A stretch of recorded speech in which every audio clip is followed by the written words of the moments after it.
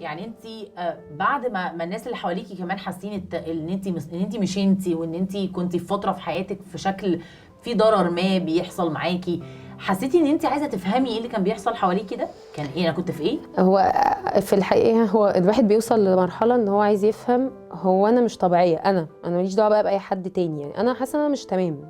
فببتدي ادور لنفسي، طب اسال اسئله. هو انا لما اكون حاسه ان انا بني ادمه محدش بيحس بمشاعري، او انا مش مسموعه، هل ده عيب فيا مثلا ولا انا بلجأ للشخص الغلط؟ فقعدت ادور فتره، فاكتشفت ان انا في حياتي يعني شخصيه بقى مش توكسيك، فوق التوكسيك.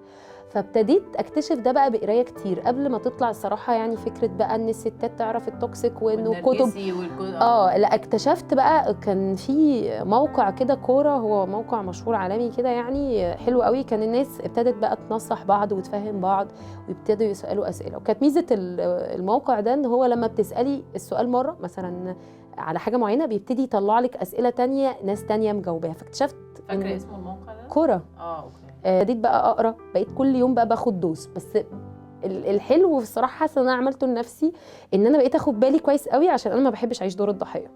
يعني دي اكتر حاجه برضو اكتشفت انها خطر، ومع القرايه انه اوعى تعيش دور الضحيه لما تبقى في علاقه زي دي.